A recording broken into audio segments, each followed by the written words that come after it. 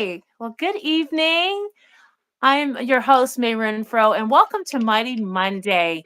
I'm excited as always to get to do these and to share with my guest what she has. Yeah, I hope you've had a good weekend and Mother's Day yesterday, and a good day today, um, and what we're going to share. I hope this will help get your week off right.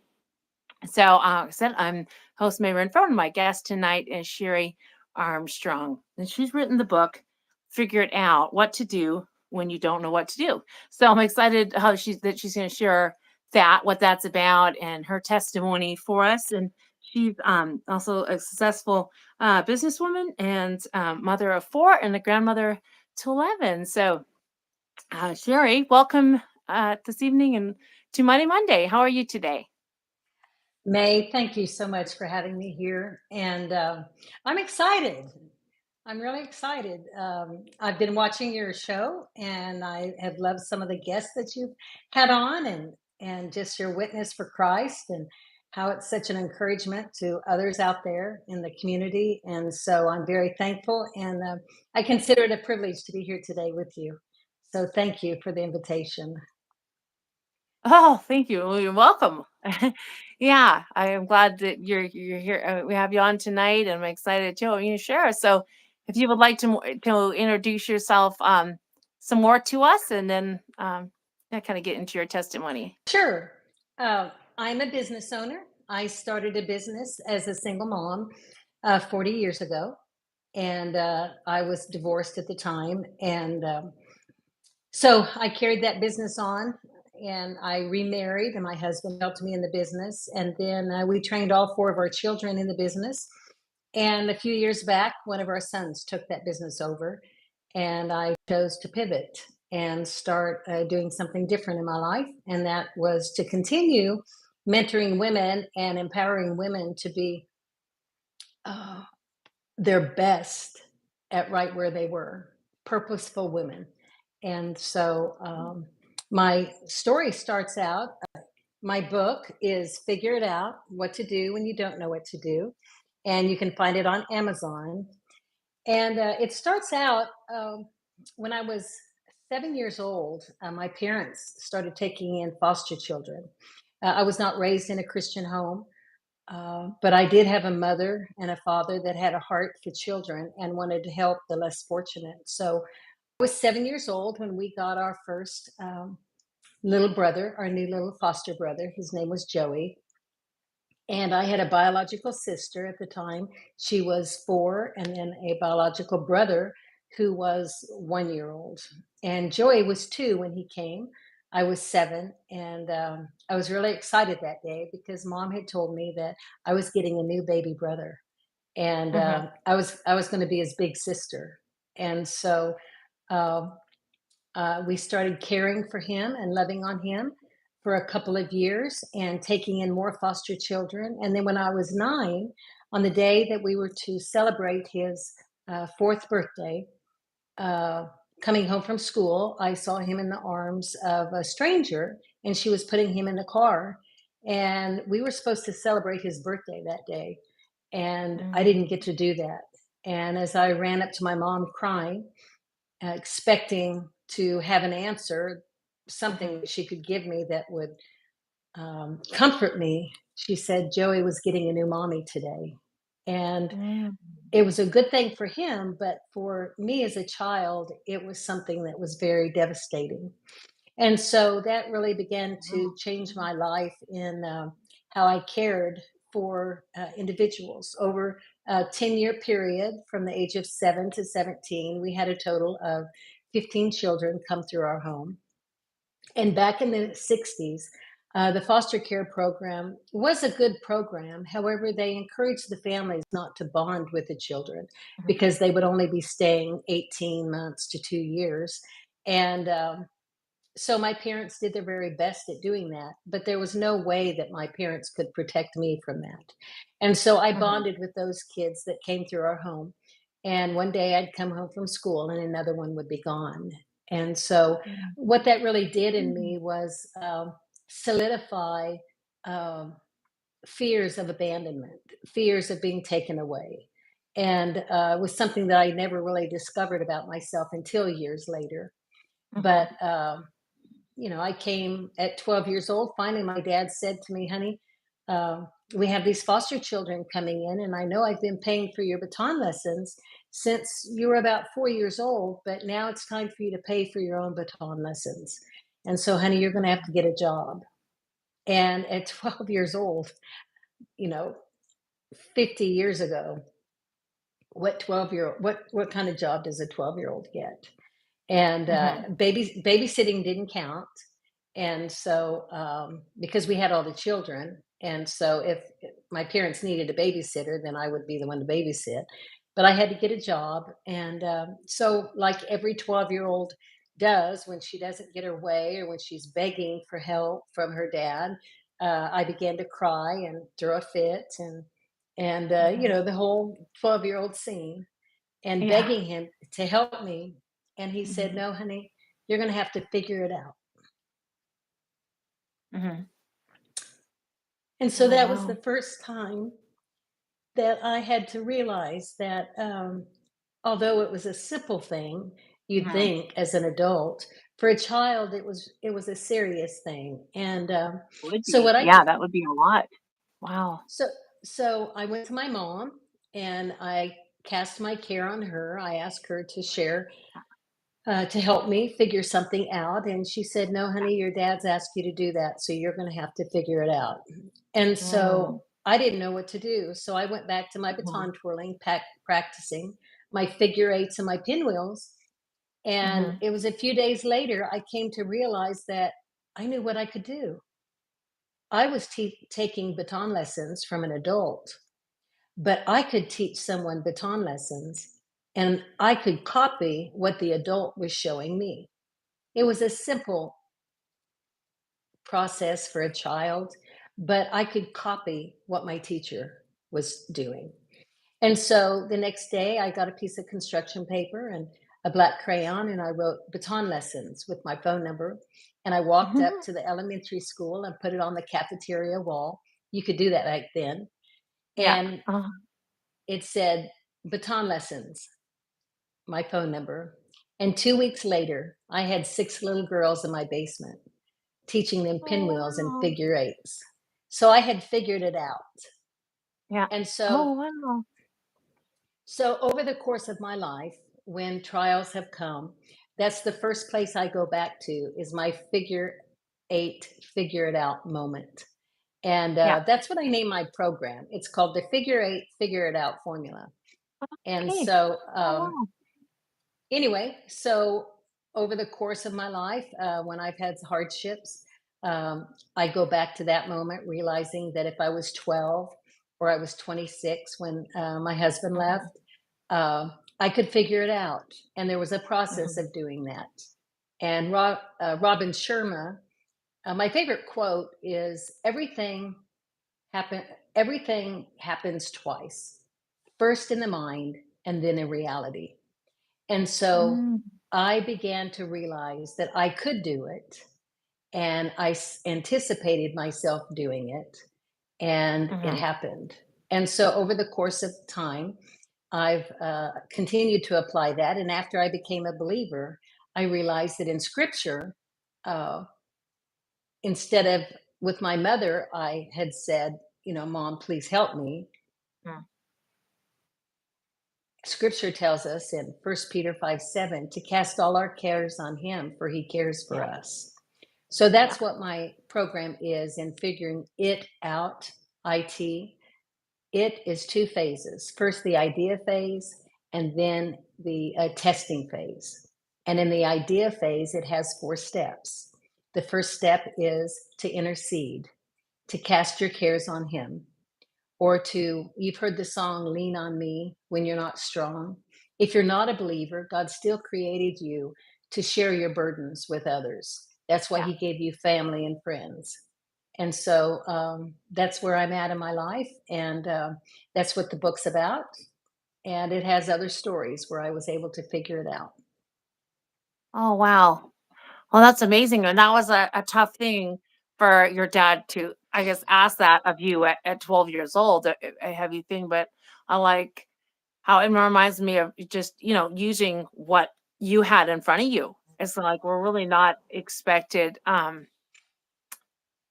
to, a lot of times we focus on what we don't have and what we can't do instead of what we have in our hands, what's in front of us. And what for you was that, um, what do you call The it? baton. Baton? Yeah, the Baton. baton, Sorry. the twirling the Yeah. baton. Yes, Yeah. yes. And that's what you had. And then that became the thing that you used to get you a little income and to start your That's it was right. your first That's business.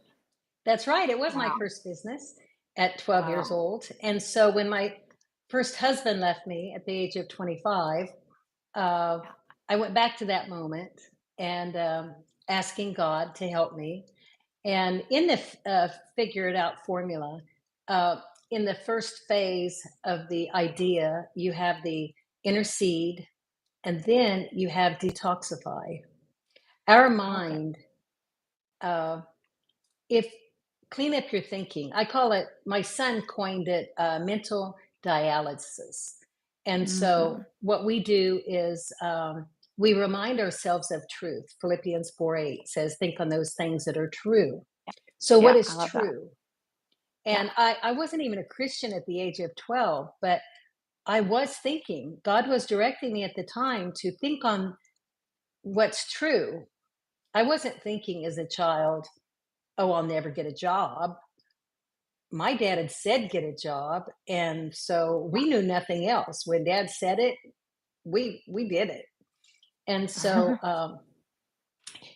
in the idea phase, you have the intercede, then the detoxify, and then you clean up your stinking thinking, as Zig Ziglar once quoted it. And then Yeah. you go on to, you begin to educate yourself and check the resources that you have right within your own reach. And May, what normally happens is, and I'm sure you can attest to this, that when Mhm. we get into negative thinking, and we it's like a magnet, the law of attraction. Negativity causes you to look at everything in a negative Yeah. light. Yeah. Positivity causes you to look at things in the positive way. And Okay. that's the way it works. That's what God Yeah. calls us to do, and it does Yeah. work. And then once you get through the interceding, asking God for help, and then you get to the cleaning up your thinking and thinking on those things that are true. It's like the fog. Have you ever driven in fog? Oh, yeah. Okay, so Yeah. me as a woman, when I'm driving in fog, here we get a fog alert on our phones. And Oh, okay. so I'll leave a few minutes early, knowing that, the fog is probably going to be thick. And so I go to get in the car. I'm leaving a little early. I back out of the driveway. I grab the steering wheel and I'm going to squeeze it a little tighter. So I've got some knuckles showing. Mhm. Then I'm going to lean in a little bit more. Mhm. And then I'm going to squint my eyes. Like all those Mhm. actions that you just saw Yeah. me is really going to change the fog. That's not Yeah. how it happens. When we have carried our own burdens and when we have the negative thinking, it's that fog that keeps us from seeing the truth and seeing what is right before us. And so once you do those first two things, it's like the sun is burns off the fog, and you can then think very clearly and come to the realization that, oh my goodness, the truth has been there all along. I just never saw it. Oh, wow. Oh, that's good, because that can be really hard when you're in that kind of position. Yeah. Right. When you're in the heat of the moment, when you're in Yeah. Yeah. desperate Yeah. a moment of desperation, the first thing that you want to do is just cry for help, or you want to make a wrong decision. And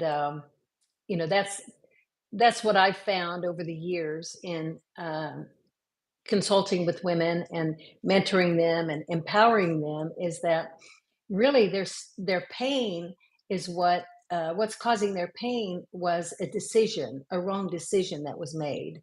Mhm. And so Mhm. a lot of my clients want to know if they can become good decision makers and make right choices. And you can make right choices every single day if Mhm. you're casting your cares on him, you're cleaning up your thinking, you're checking your resources, and you're anticipating what you can do. And that is the first phase, the idea phase of figuring it out. Oh, wow. So being purposeful, I guess, and being very mindful just about Yes, yes. the You know, decisions and the choices you make. yes, victimization, we have a lot of it in this country and all over the world. And we have really trained a society of people who are helpless. They're task Mhm. oriented people. Like, just tell me what to Mhm. do and they'll Mhm. do it. But to allow them to give themselves permission to think outside the box, they're not really sure of doing that. And God has given us everything within ourselves. There is no problem that he's not given us a solution for. It's just sometimes when we're not in the right mindset, we can't see clearly. Mhm. Oh, wow. Okay. So in this book, you take women totally through that process with that formula. Yes, yes. This is a transformational guide in which we deal one chapter at a time. And after each chapter, there's some reflection questions. And then there's a place for journaling. This isn't Mhm. a read through quickly book. This is a Okay. I need help and I want help and I see myself helping myself, cleaning up my mind, getting rid of the mental virus that we allow Mhm. ourselves to carry sometimes. And God's given us everything that we need. Mhm. Wow. So it's for those that really know that they need that help, are ready for help, and ready to utilize it. Yeah, Yeah, to make you'd be that difference. you'd be real surprised that everybody has a problem that they need to figure out. Everyone, Yeah. from the top 1% to those that have struggles every day, um, to the successful who are the vice presidents or the CEOs of 300 employees of a company with 300 employees, they too have problems that they can't figure it Yeah. out, and they can't figure out a particular problem. And they tell me all the time, I'm really good at this, but man, I am stuck right here. Mhm. And the reason that they're stuck is because they haven't applied the formula, the figure it out Mhm. formula. They're wanting to carry that burden themselves. And I was talking earlier about raising uh, foster children in our home. After my parents were married 18 years and we'd had foster children for about 10, Mhm. it took a toll on their marriage. And so they were Mhm. divorced. And the foster Mm. children went back into the home, to the system, Mhm. and were placed in other homes. And then my mom was left to go out and get a job. And I was heading off to college, but my mom was home with three or four other children, two biological and two adopted. And she Okay. raised Yeah. those kids on her own for a very long time. And I came to realize that I was different than my other siblings because my dad had given me the gift of responsibility. Oh, okay. Because we had not had that many, we'd had so many children in our home. My siblings, we were all task oriented. Having a lot of children, and you well know, you still have seven Yeah. at home. Yeah. Uh, if they do really good, if they're just told what to do, if they have a list, clean your room, empty the dishwasher, run the vacuum. But something that my dad gave me that he didn't offer the other siblings was he made me figure it out. Yeah. He didn't tell me what to do. And because it happened at such a young age for me, at 12, my mind began to work in such a way that it was a gift Yeah. that I received from my dad, the gift of responsibility. And I believe that's why, through all the trials I've gone through in my life and struggles that I've had, I've been able to figure it out. As an entrepreneur, if I in business we were having troubles, I could see outside the box. But it's Mhm. not something that I was just born with necessarily. Mhm. we're all born with a spark of creativity.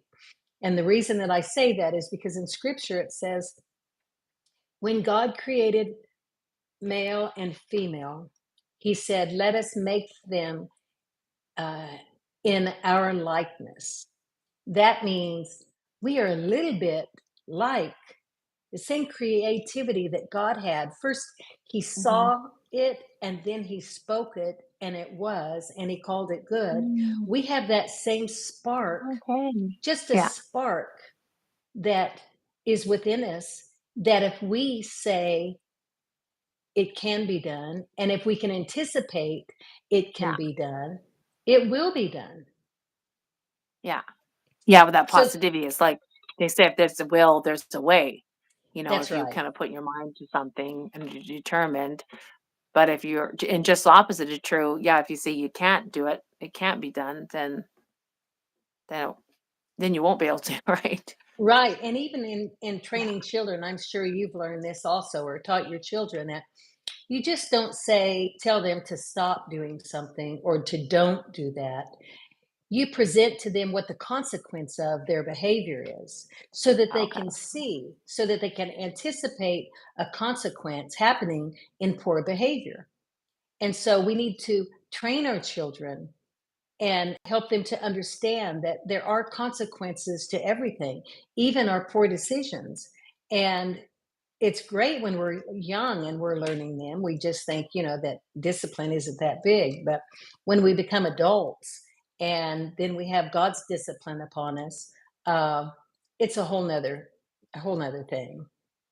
Mhm, mhm. Yeah, I know what you mean though with the children. I've learned along the way how the parenting that way. It's Don't we not all? been so so that's kind of the privilege of having say more when you didn't get it right with the first one, you can get it right with the next one. And Yes, that yes. I know with and my first two, I went through a mm, divorce and it was heart-wrenching mm, on them.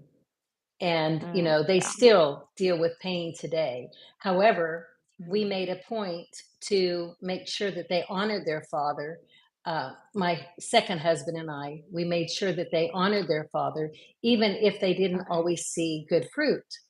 And we did Yeah. that because Okay. number one, God calls us to do that. But number two, we knew that someday their dad would turn around and we didn't want to have the Yeah. negativity in their lives and in our home that would keep them from having a relationship. And I'm really thankful today. I can Oh, say wow. that although we still have issues that pop up every once in a while with with the older kids, they've all turned Yeah. out to be incredible, gifted, and God fearing individuals. And their dad has turned around, and Oh, wow. we can now sit together at family meals and go to Yeah. grandparents day, and it's through the love of God that it all turned around for the good. And we own our Yeah. mistakes. I made Yeah. mistakes when I was young and he made mistakes, but we worked hard on figuring it out after we had made those mistakes. Oh, wow. That's good. And with only with God, though, in your life. Yes, yes. Yeah. Only through the power Yeah. of the Holy Spirit, because we can try and do our very best, but when you surrender the outcome and trust God for what's next, if you're casting your cares on Him and you're keeping your clean thinking and you're looking around, waiting for God to show up, and you're anticipating the Yeah. good that's going to come from your trial, uh, it's right there. It will come. And so it's just incredible to be able to see women change and men even change Yeah. by putting these truths together. And so I just happened Yeah. to decided to write a book about it, and Yeah. because I was speaking and sharing with women, and I can't share everything I know, so I wanted to be Yeah. able to leave behind the transformational guide Yeah. so that they could work through the process. Yeah. Oh, that's good. So yeah, you do this in speaking then. That's what I was gonna ask you, what all is your ministry? You do Yes, speaking and do I you do. I speak to women and groups. I'm also a Rotarian. I've been a Rotarian since 2011. It is a global organization that focuses on service above self. And so Yeah. I've been actively involved in that.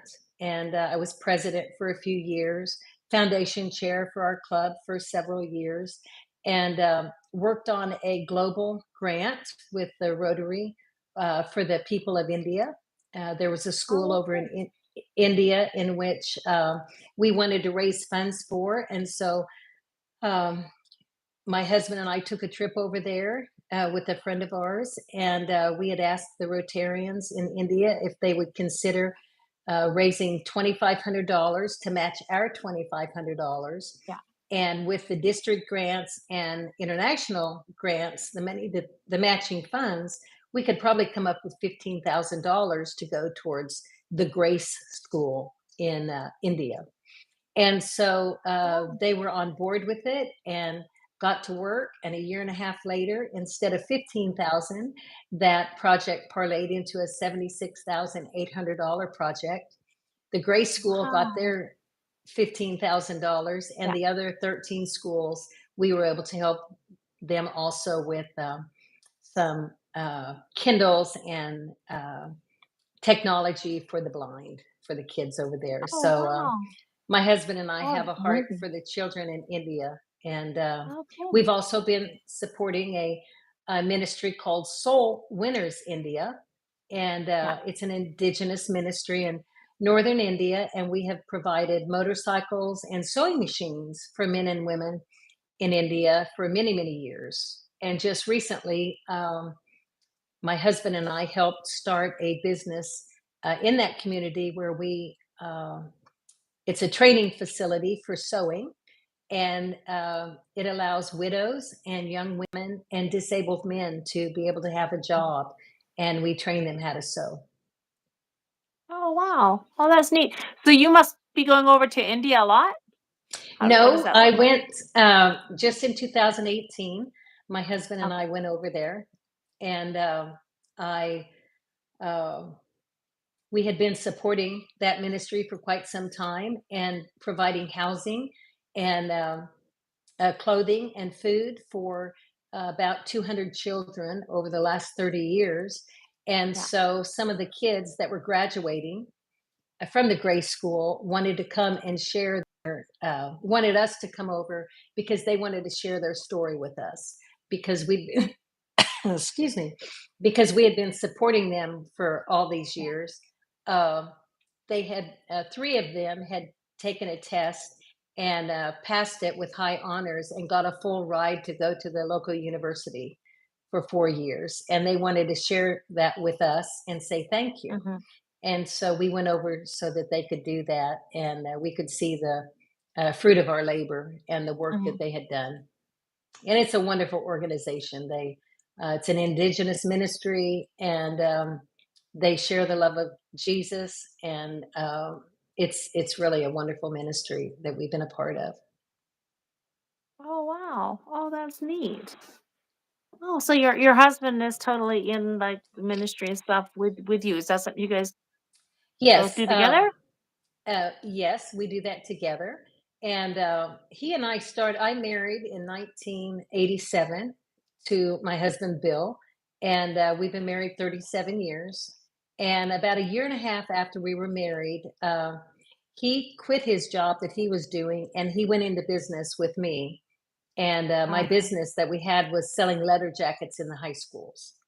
And we were Oh, making okay. monumental moments with kids each and every day, celebrating their accomplishments. Oh, wow. That's So interesting. anytime we'd get some Mhm. extra money, when I married him, he said that we wanted to tithe. We were committed to tithing, and we were Yeah. 10% to tithe, 10% to ourselves before we paid any other bills.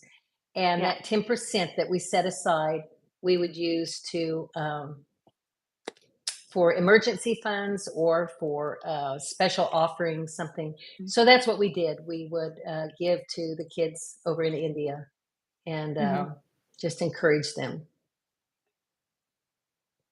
Oh, wow. Oh, that's nice. I like that you could do that together. Yeah. Yes, and we worked together for about. he retired a few years earlier than I did, and so we worked together for about 30 years and Oh, raised our wow. kids in our business also, Yeah. taught them all the Oh, okay. skill, how to run Yeah. embroidery machines, and how to answer the phone, customer service, and how to take care of people, and to be kingdom minded in your Yeah. business. Oh, wow. Oh, that's very, very valuable that you could, pass that down. Yeah. Did you homeschool or My did you? husband did. When the boys got into fifth and sixth grade, Yeah. they had a teacher, Mr. Armstrong. So we were hearing Oh, about okay. Mr. Armstrong every night at dinner. And my Yeah. husband decided that the Armstrong that he wanted to hear the boys talk about was him. And so he said, during middle school, I want to homeschool the boys. And so Oh, wow. um, he took time off in the mornings, and I hired out some women to help me. Yeah. And he Yeah. homeschooled the boys for 4 years. And then in the Oh, wow. summer, we would do like y'all are doing.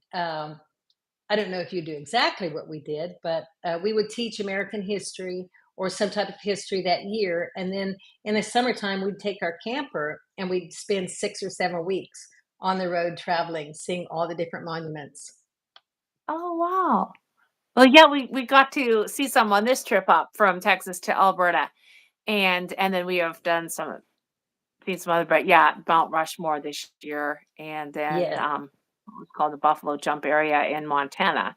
So that's interesting because the kids got to watch some about a documentary about buffaloes and the history of what happened to the buffaloes and all of that. And so yeah, that was neat. Yeah, so to be able to do that, learn that in person, is really neat to be able to. That's a fun way to learn. And oh, So he okay, homeschooled them for 4 years. And then the boys, when they got into high school, they were athletes and wanted to play basketball together. So oh, they okay, went back to a small private school. yeah, where they could do that. Oh, okay, yeah. But my Oh, wow. grandchildren are being homeschooled. So that's, Oh, okay, and I have 11. And yeah. so Oh, nine wow. of them have been, the two older ones, two older boys are now in private school because they do Uh, sports. And okay. my older granddaughter's in private school, but the seven that are 8 and under, uh, six of those are being homeschooled. Yeah. Oh, okay. Oh, that's neat. Yeah. Yeah. Well, that's the journey we've been on, and I was homeschooled all the way. So yeah. Yes, it is. You can learn so much. And Yeah. then you can even move forward if the kids want to get ahead. You just continue to let them master Yeah. um, each of those courses. And as with one of our sons, he actually graduated in 3 years because they took our homeschool courses because when he was in middle school he was taking high school courses, and they Oh, accepted okay. those Yeah. credits, and he was able Oh. to go over and work on a U.S. embassy when he was a senior in high school when he turned 18. Oh, wow. Wow, that's amazing. Yeah. Yeah. So the opportunities and stuff. Yeah. Yeah. That's really neat. Yeah. Well, I really enjoyed you sharing all this. That what you do, your testimony, and what your dad said that really inspired that for you, and now how you can help other women through that. So yeah, is there So any kind of other? you know how you always talk, or we always say, oh, I got to figure this out, oh, I've got to figure this out. Well, sometimes we have a difficult time figuring it out and we don't know why. Well, usually the first reason that we haven't been able to figure it out is because we didn't share our burden with God. We didn't Okay. Oh say, yeah, yeah, God, yeah, I have a problem and yeah, I want to fix it, but I'm going to surrender the outcome. yeah. And then Oh wow. you begin to again, you go through the intercede, detoxify, you educate, and you anticipate. And then once you figure that out, you move forward. It's like a figure eight or an infinity sign. Yeah. You then go to the second phase, which is the testing phase. And so then what you do is you have to tackle, you have to move forward. You have to say, okay, I'm going to do this. Or no, God, I know you can do this. And then you begin to write it down. What is it you're believing God for? Write it down Wow. so you can see it. And then Yeah. you begin to speak it, the S for speak. And then Okay. you begin to take off and do what it is that God has shown you that you can do. And Yeah. we have a gift that God has given us, and that is the power of prayer. And if we could Yeah. really get a hold of that, May, if we could really get a hold of the truth of how much power there is in prayer and how much power there is in surrendering the Mhm. outcome, Mhm. we would find joy even in the midst of our storm because we Yeah. know that God is at work. Yeah.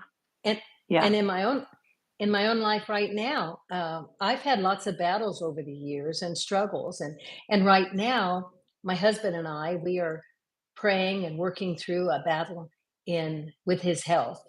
And he was diagnosed with Mhm. cancer a year and a half ago, and it is a terrible thing. It is terribly painful. But we have to remind ourselves that we are children of the Most High God, and that we're here on this earth. This is just a temporary dwelling place. We're not here Mhm. forever. We hope and Mhm. we pray that we can spend eternity with Him. But even in the midst of the struggle that we've gone through, we continue to thank God every day that God didn't just take him home Mhm. and leave me a widow a year and a half ago, but he's continued to give him life and life Mhm. abundantly. And so, Mhm. and I don't have that perfected. I every day I'm continuing Mhm. to cast my cares on him, Mhm. for I know he cares for me. And there's someone out here that's watching tonight Mhm. as you and I are speaking live. Uh, Mhm. you're going through something right now, but I can promise you that if you surrender the outcome and you cast your care on him first and you trust him enough that what is happening is going to turn out for your good, I promise he will see himself glorified and you can see a miracle. Whatever it is, something that you couldn't Yeah. even imagine yourself doing. Yeah. Yeah. Wow. Oh, I love that. Um, wow, that someone that needs, needs to hear that and just how you said the first step was when you need to you have something that needs to be figured out, you go to God because a lot of times we try to figure it out maybe on our own terms and then if we go to our own thinking, our own resources, we can probably come up short. But when we realize that we need God's help right off, and then He's the one that gives us, He helps us enlightens to us think to in a certain truth. direction or gives us Right. ideas. I'm sorry? He enlightens us to truth. Yeah. He gives Yeah. us Yeah. revelation Yeah. knowledge. Yeah. Those things that we didn't think we could do. I mean, why didn't I think of that? I should have Yeah. known that, but I wasn't thinking that when I was going through that Yeah. rough time in my life. Yeah. Yeah. It's only when you like totally surrender and like, God, you got to help me figure this out. I need you. It's like then these things will like, oh wow, yeah, I can, exactly. Yeah, I like that. Y- Something else in my book, May, that I talk about, and my son, Dr. Brooks Gibbs, he's the co-author. He helped Oh, me write okay. this book. He has Yeah. his PhD, and he is Okay. a influencer online. If you go to Dr. Brooks Gibbs or brooksgibbs.com, he teaches on emotional resilience and has lots of things out there on YouTube, programs for your schools. But one of the Yeah. things that he teaches in his program and that I also share in my book is that when you're going through a struggle, even if it's with your kids, if your kids had something bad happen to them at school or someone was mean to them, or your husband at work, someone's being mean to them at work and he just doesn't know what to say. Um, I encourage, and Brooks encourages you to think on the negative, neutral, positive exercise. And the negative is bad. Mm-hmm. It really is. It's bad. But let's ask ourselves, how could it be worse? Mm. So if you have a child that, something happened at school and it's just devastated them, ask them, okay, let's talk about this, but how could it be worse? And don't give them the answer. Mhm. Let their little Yeah. minds, like my figure it out moment, Yeah. let their Yeah. little minds begin to think for themselves, to get that brain working and that reinforcement and positive thinking going Yeah. forward. And uh, think of how it could be worse. And then neutral, whatever it is that has happened, what difference is it going to make in 6 months? Or what difference is it going to make even next week? Is it Yeah. really that big of deal? Or Yeah. have we catastrophized the problem? And then Yeah. the third one would be first negative, then neutral, now positive. Now, bad is bad. It is. And there's nothing good in bad at all. However, good can come from bad. Yeah. And that's the way that God works things out for our good. Through a harsh circumstance or a harsh reality or a Mhm. terrible trial or a tragic situation, God can take something that was meant for evil and turn it for good. And so we need to remind ourselves, is this, what is the positive of this? Have I learned something? Can this situation build character in me? Am I a better person because of this bad thing that happened to me? It caused me to take a good look at myself and say, I need to change. Mhm. So you have the negative, neutral, and positive exercise, and it will help you remain grounded and focused if you put the problem in its right size. Many of our kids today and even adults, we catastrophize everything, exaggerate the Mhm. problem. Oh, yeah. And Yeah. the truth of the matter is, when we have a problem, let's put it in its proper size. How big is it really? If Yeah. someone has said, oh, my life is just over, this is just a horrific thing has just happened. Well, Yeah. how horrific? Is it as horrific as your husband left? Or is it horrific that you had a migraine yesterday and now you no Yeah. longer have it? We need to put those things in its proper size. And that way we can stay mentally focused and remain resilient and very grounded and balanced. Yeah. Oh, yeah, for sure. Yeah, I think that, yeah, helping our children when they're young to get things in the right perspective and not to exaggerate would be powerful. Would be Yes. helpful. Yeah. Yes. I mean, we all do it, right? We do it. Mhm. That's a natural thing, but that's when we're lazy and we're tired that Mhm. those things Mhm. pop up. And Yeah. we just need to practice those things daily. Mhm. Yeah, and then to realize not, that obviously other people, something that may seem bad, I mean, other people are having it a lot worse than we are. Um, Yes. I mean, that Yes, may that's not right. diminish something, but just to realize, I don't know, helps to maybe get the right perspective though on things. Right. And you do want your children to be seen and you want them Yeah. to be heard Yeah. and you want to, I mean, bad is bad. And I'm not saying it's not bad. You need to validate their Mm-hmm. feelings in the sense that it they were wronged, or they were mistreated, but that Hmm. shouldn't keep us held down and keep us from moving forward. Yeah. Yeah, for sure. Yeah. Well, you gave a lot of valuable content, wisdom. I like that. Oh, thank Yeah. you, May. Yeah. It's been Well, nice. I've really enjoyed your. Um, do it. What were you saying? Oh, I've really enjoyed watching your podcast, and I think we Oh, met okay. uh, just not too long ago. But I hope that people will be continuing to share your podcast with others, because I love what it is that you're doing, and some of your guests. It's biblically sound and it's so encouraging for others. And that's what we need in today's world. Well, thank you. Yeah, I enjoy, personally for myself to talk about God and to share what He's done in my life and just encourage.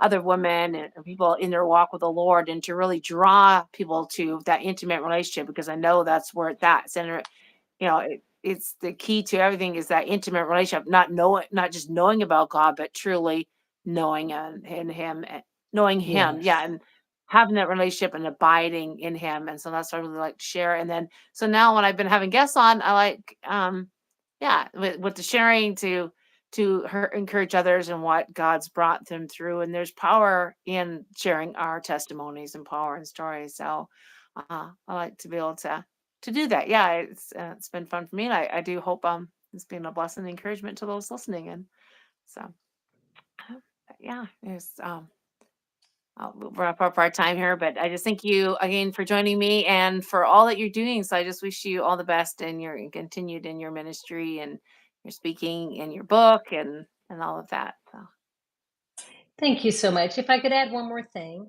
our yeah. family has a devotional website. When I married my second husband, from the moment we got back from our honeymoon, we started having daily devotions with our kids. And so Oh wow. now we have a website called devotion.org. That's singular, devotion.org. And on there is a story about a father's story that he never told his children. And that is the documemoir of my husband, Bill. And so I want to Oh, cool. encourage those listeners that are out there to watch that. And if you know of anyone that grew up without a father, you might share that video with them. And then I want to encourage you to go to devotion.org and have your family devotions with your kids, whether you're in the car or whether you're Mhm, at home sitting on the mhm, couch in the evening.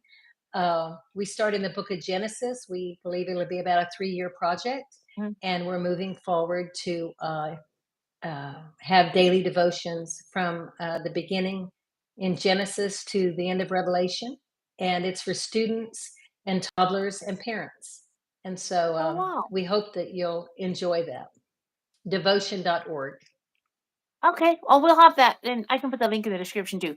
That sounds really good because it can be that people don't always know where to start and how to do that to implement that in the home. But I know we really like doing that That's together right. as a family. We've been reading every evening and reading just through the Bible. We've recently read all the way through, and we're going again through the Bible together. And yeah, it's really good doing that. And then I also then do like little devotional books just in the room to my kids after. I'll go in there with the girls. I do something with the boys. I do something, and maybe it's missionary stories to them. They like more of the excitement, some missionary stories or Right. other true adventure Adventure, yeah. stories. But yeah, faith based, and so yeah, that's really good. So I like that you have that resource, and I encourage families to do that. Okay, I'll share all that. Well, And thank you again for having me. And it's been a pleasure. And I'm going to continue following you. And so I wish you the very best. And you're in Alberta now? Is that where you're headed? yeah, yeah, Northern Alberta. Yeah, for now. Yeah, And then what part of Texas are you from? the northeast Austin? corner. Northeast corner. No, a couple Near of Mount hours. Pleasant? Or Yeah. okay, Yeah. Yeah. great. Yeah. So, Well, but when you it's get good. back down to Texas, Okay. That's where you are. Okay. Yeah. It gets hot in the summer. So, like, I'm kind of avoiding the heat up here. So, yes, I get that. yeah. I get that. Yeah. Yeah. Well, I see we did have of different people watching, but so when Crystal said hi, I'm new here. So, I think, I don't know if she's on now, but yeah. Hi. I like when they could give me comment stuff. So, okay. Well, you take care. Cheri, and it was really nice talking to you. And I wish all the best to those that will watch this and have a good week. And I'll be back for another Muddy Monday next week. So, all right. Thank you, May. God Yeah. bless Take you. care. Yeah. Bye God bye. bless. Bye.